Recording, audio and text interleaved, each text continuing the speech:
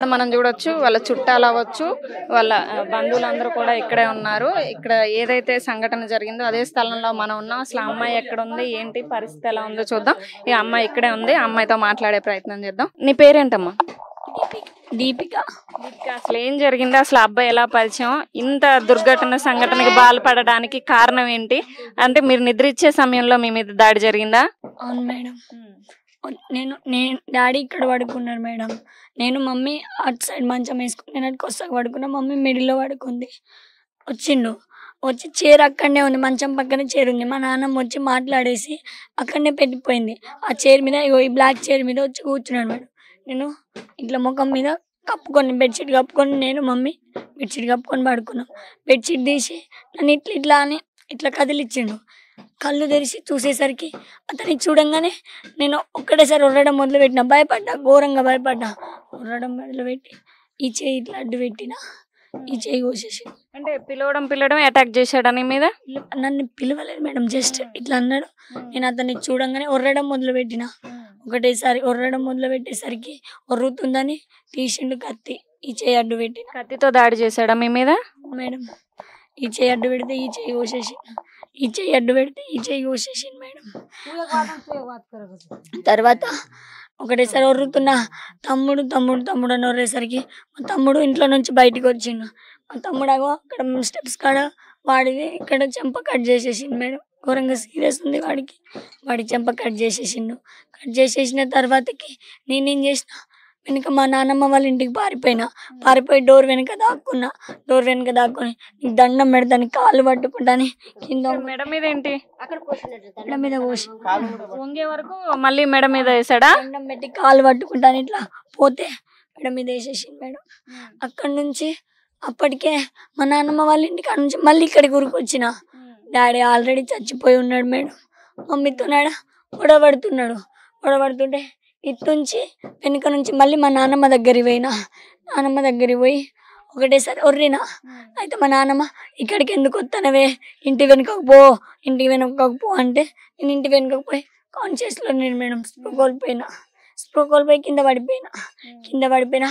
మా తమ్ముడు అక్క వాటర్ అంటే అట్లనే మెల్లగా మా అన్నయ్య వాళ్ళ ఇంటికి పోయినా. అక్కడ నుంచి సందు ఉంది, అన్నయ్య వాళ్ళ ఇంటికి పోయి అన్నయ్య వాళ్ళని చెప్పిన. వదిన వాటర్ పోసింది మేడం, తమ్ముడికి వాటర్ పోసింది. అక్కడి నుంచి నాన్నమ్మ వాళ్ళ ఇంటికి వచ్చినాం మేడం. నాన్నమ్మ వాళ్ళ ఇంటికి వచ్చి కూర్చుంటే నన్ను మా మమ్మీ డాడీ దగ్గరికి పోతా అంటే నన్ను పంపిస్తలేరు. మళ్ళీ వచ్చి నిన్ను చంపేస్తాడు, నువ్వు పోకు అని అంటారు. కానీ మా మమ్మీ డాడీ చచ్చిపోయాలన్న విషయం నాకు చెప్తలేరు మేడం. మా తమ్ముడు వచ్చి అక్క అమ్మ చచ్చిపోయింది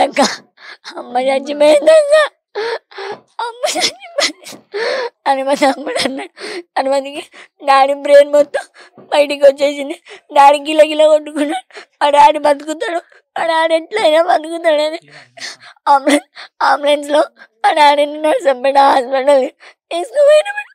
నర్సంపేట హాస్పిటల్ తీసుకుపోయే వరకు మా డాడీ చచ్చిపోయింది మేడం. ఇద్దరు చచ్చిపోయారు. అక్కడి నుంచి మళ్ళీ మేము ఏం చేసామంటే నన్ను ఇక్కడ మీ తమ్ముడి చెంపమ్మ అనేది ఇదంతా కట్ అయిందమ్మా, నేను గవర్నమెంట్ హాస్పిటల్ తీసుకురమ్మను, ప్రైవేట్ హాస్పిటల్కి వెళ్ళిపో అనేసి హన్మకొండ ప్రైవేట్ హాస్పిటల్ తీసుకువెళ్ళి మేడం. అక్కడికి పెద్ద సుదర్శన్ రెడ్డి సార్ వచ్చారు మేడం. వచ్చి ఎట్లా జరిగిందమ్మా ఏంటిదని అదంతా అడిగారు మేడం. అడిగి నువ్వేం బాధపడకు, నీ హాస్పిటల్ ఖర్చు మొత్తం నేను భరించుకుంటా అనేసి పెద్ద సుదర్శన్ రెడ్డి సార్ అన్నారు మేడం నాతోని. కానీ ఈ దొంతి మాధవ్ రెడ్డి సార్ ఉన్నారు చూడండి, అతని తరపున నాకు ఎవ్వరు కాల్ చేయలేదు మేడం. వాళ్ళ తరపున 6 కాంగ్రెస్ పార్టీలో ఉన్న అతను వాళ్ళ 6 వాళ్ళ అమ్మ నాన్నల్ని వాళ్ళందరినీ బయటికి తీసుకొచ్చిల్లంట మేడం. వాడొక్కడే ఉన్నాడంట. వాడికి శిక్ష పడకపోతే వాడు బయటికి వచ్చిందనుకో నన్ను మా తమ్ముడిని చంపేస్తాడు. వాడికి శిక్ష పడాలి, వాడి తల్లిదండ్రులు వాళ్ళందరూ జీవితాంతం జైల్లో ఉండాలి. వాడి కొడుకు చచ్చిపోయి నా వల్ల శిక్ష పడిందని తెలిస్తే వాళ్ళ అమ్మ నాన్నలు నన్ను మా తమ్ముడిని బతకనియరు మేడం. నీ వల్లనే నా కొడుకు చచ్చిపోయిందని వాళ్ళ అమ్మ నాన్నలు నన్ను బతకనియరు. మీ ఇద్దరికి పరిచయం ఎట్లయింది? అసలు గతంలోనే పెళ్ళి అయింది అంటున్నారు, నిజమేనా మీ ఇద్దరికి? గతంలో అంటే అతను ఊరికి నీళ్ళ ప్లాంట్ వాటర్ క్యాన్ వేయడానికి వచ్చేటోడు మేడం. అట్లా చూసేటోడు. అట్లా చూడంగానే నేను మోడల్ స్కూల్లో ఎగ్జామ్ రాయడానికి వెళ్తే అప్పుడు నా దగ్గర నీ నెంబర్ ఈ ఫోన్ నెంబర్ అనేసి అడిగింది మేడం. నా దగ్గర ఏం లేదు అని అంటే నాకు నువ్వు కావాలి, నిన్ను వదిలిపెట్టాను, నాకు నువ్వు కావాలి, నేను నిన్ను వదిలిపెట్టానని అట్లా నా వెంట సంవత్సరం పడ్డాడు మేడం. నా వెంట సంవత్సరం పడ్డాడు. నాకు వద్దు, నాకు నువ్వు వద్దు, నాకు నువ్వు వద్దు, నువ్వు మా క్యాస్ట్ కాదు, నాకు నువ్వు వద్దని ఇట్లా అంటున్నా అని నేను నిన్ను వదిలిపెట్టాను, నాకు నువ్వు కావాలి అనేసి నేను హన్మకొండ పింగిలి కాలేజీలో డిగ్రీ చదువుకుంటున్నా మేడం. నేను బస్సులో ఎక్కిన నా పక్కన ఎక్కి నన్ను కిందికి దింపిండు. కిందికి దిగు, నువ్వు కిందికి దిగు అని అంటే నేను దిగేసిన. దిగుతావా నేను చంపేయాలంటే అప్పటి నుంచే సైకోయిజం చూపించేవాడిని మీద. కిందికి దిగు ఎప్పుడు మీ తల్లిదండ్రులకు కానీ ఇక్కడ ఉన్నటువంటి పెద్దల దృష్టికి ఎప్పుడు తీసుకెళ్లేదా ఇట్లా పలానా అబ్బాయి నా వెనక పడతాడని చెప్పి? సడన్ గా జరిగిపోయింది మేడం, సడన్ గా జరిగిపోయింది. నువ్వు మీ అమ్మ నాన్నలకి నేను నీ వెంట పడుతున్నా అని నువ్వు అమ్మ నాన్నలకి చెప్తే మీ అమ్మ నాన్నల్ని చంపేస్తా అని నన్ను బెదిరించింది మేడం. ఆ భయంతో నేను మా అమ్మ నాన్నలకి ఏం చెప్పలేదు. నన్ను ఇక్కడ వీడేం చేసుకుంటాడులే, వీడే తిరిగి వీడే పోతాడు, నా దారికి నేను వెళ్ళిపోతాను, నా చదువు నేను చదువుకుంటాను, అమ్మ నాన్నల వరకు తీసుకోవాలి, నువ్వు ఇట్లా నా వెంట పడుతున్నాడు అని మీ అమ్మకైనా మీ నాన్నకైనా చెప్తే నిన్ను చంపేస్తా, మీ అమ్మ నాన్నల్ని కూడా చంపేస్తా అని బెదిరించింది మేడం. బెదిరించేసరికి నేను మమ్మీ వాళ్ళకి చెప్పలేదు. హన్మకొండకి వెళ్తుంటే కిందికి దిగాని నన్ను బస్సులో నుంచి కిందికి దింపేసిండు మేడం. దిగుతావా చంపేయాలంటే బస్సులో నుంచి కిందికి దిగిన. ఇప్పుడు నువ్వు నాతో హైదరాబాద్ రావాలి అనేసి. చూస్తున్నారు కదా, కనీసం అమ్మాయికి మాట కూడా రావట్లేదు ఇప్పటి వరకు కూడా. ఇక్కడ ఉన్నటువంటి ప్రస్తుత ఎమ్మెల్యే తరపున కానివ్వండి ఎవరు కూడా ఇప్పటి వరకు వచ్చి పరామర్శ జరగాలి. సంఘటన జరిగి 2వ రోజు ఇక్కడ తల్లిదండ్రులను కోల్పోయింది ఈ అమ్మాయి. వాళ్ళ తమ్ముడు పరిస్థితి సీరియస్ గా ఉంది. ఇక్కడ ఈ అమ్మాయి ఇలా ఉంది. అసలు వీళ్ళిద్దరు ఒకవేళ వాళ్ళ కుటుంబ సభ్యుల నుంచి కానీ మళ్ళీ అబ్బాయి బయటకు వస్తే థ్రెడ్ అనేది ఉంటుంది. అసలు ఈ అమ్మాయి పరిస్థితి ఏంటి, అసలు ఏం జరుగుతుంది రాష్ట్రంలో కాదు ఇక్కడ జిల్లాల్లో ఇంత జరుగుతుంటే అందుబాటులో ఉన్న ఎమ్మెల్యేలు కానీ ఎమ్మెల్యేకి సంబంధించినటువంటి వాళ్ళు ఎందుకు రావట్లేదు? అసలు ఇంత జరిగినా కానీ అసలు ఎవ్వరు స్పందించలేదు ఇప్పటి వరకు. ఎవ్వరు స్పందించలేదు. బీఆర్ఎస్ పెద్ద సుదర్శన్ రెడ్డి గారే మా వెంటుండి నన్ను మా తమ్ముడిని నర్సంపేటకు తీసుకొచ్చి మా తమ్ముడికి సర్జరీ 7కి కావాలి అని అంటే వాడిని తీసుకొచ్చి మా అమ్మ నాన్నల ముఖం చూపెట్టి మళ్ళీ అతని కారులోనే మమ్మీ వాళ్ళని వాడు చూసిండు. మళ్ళీ అతని కారులోనే హన్మకొండకు తీసుకువెళ్ళు నన్ను ఇక్కడ ఉంచేసిండు. ఆ రోజు బస్సులో నువ్వు దిగి మాట్లాడిన తర్వాత అసలు ఏం జరిగింది అక్కడ? నువ్వు నాతో ఇప్పుడు హైదరాబాద్ రావాలి అంటే నేను రాను, నేను కాలేజ్కి వెళ్ళాలి అంటే నేను నిన్నేం చేయను. హైదరాబాద్లో మా చెల్లి ఉంది, వాళ్ళ చెల్లి అక్కడ హన్మకొండలో చదువుకుంటుంది మేడం, సోషల్ వెల్ఫేర్లో. మా చెల్లి నిన్ను రమ్మంటుంది, మా చెల్లి నిన్ను పిలుస్తుంది.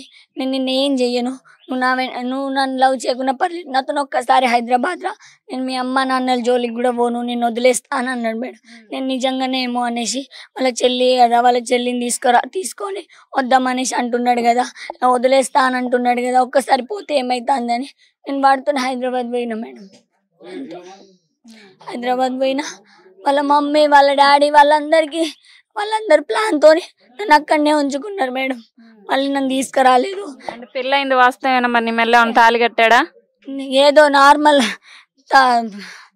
పసుపు తాడు కాదు మేడం, దారం, మనం సూది కుట్టుకుంటాం చూడండి, ఆ దారంతో ఏదో ఒక గుళ్ళో నువ్వు ఇక్కడ నేను అతనితో ఉన్నా అని మా అమ్మ నాన్నలకు తెలిసిపోయింది. మా డాడీ ఫోన్ చేసి నా కూతుర్ని ఎక్కడికి తీసుకుపోయినవరా, నా కూతుర్ని నా దగ్గరికి పంపి లేదంటే నేను చంపేస్తా అని మా డాడీ ఫోన్లో మాట్లాడిండు. మీ అమ్మ నాన్నలకి ఎట్లాగో తెలిసిపోయింది నువ్వు నా వెంట ఉన్నావని, నిన్ను ఇంటికి పంపిస్తే నన్ను బతకనియరు, మీ 16 చింతలోళ్ళు నన్ను ఒక్కరు బతకనియరు, నేను నిన్ను ఇంటికి పంపాను, నిన్ను ఇంటికి అస్సలకే పంపాను అనేసి అన్నాడు మేడం. నేను వెళ్ళిపోతాను, నేను కాలేజ్కి వెళ్ళిపోవాలి, నువ్వేమన్నావు నన్ను నీ చెల్లిని తీసుకొస్తే మా అమ్మ నాన్నల జోలికి రాను, నిన్ను వదిలేస్తానన్నావు కదా, నీ వెంట కూడా పడనన్నావు కదా అంటే, లేదు నిజం మీ అమ్మ నాన్నలకి తెలిసిపోయింది నువ్వు నా వెంట ఉన్నట్టు, నన్ను 16 చింతల వాళ్ళు బతకనియరు అనేసి. ఎందుకు సేమ్ క్యాస్ట్ కాదనా? సేమ్ క్యాస్ట్ కాదు, నువ్వు ఆల్రెడీ ఇంతకు ముందు మా వాళ్ళు వార్నింగ్ ఇచ్చారంట మేడం.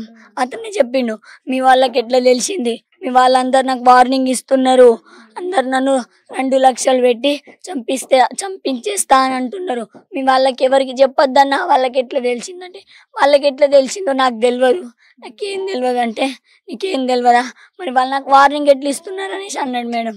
ఏమో నాకు తెలియదని నేను అన్న తర్వాతకి నువ్వు ఇంటికి వెళ్తే నన్ను 16 చింతల వాళ్ళు బతకనియరని ఒక పిల్లి దారం బిండతోని ఇంట్లోనే వాళ్ళ అమ్మ నాన్నలు ఏమన్నారు, ఈమెకు తాళి కట్టేసి ఈమెకు ఉన్నారంటే వాళ్ళ తల్లిదండ్రులు సపోర్ట్ చేశారు అక్కడ. వాళ్ళ తల్లి వాళ్ళ తండ్రి ఇద్దరు ఏం పేరు వాళ్ళ పేర్లు ఏంటి? సుమలత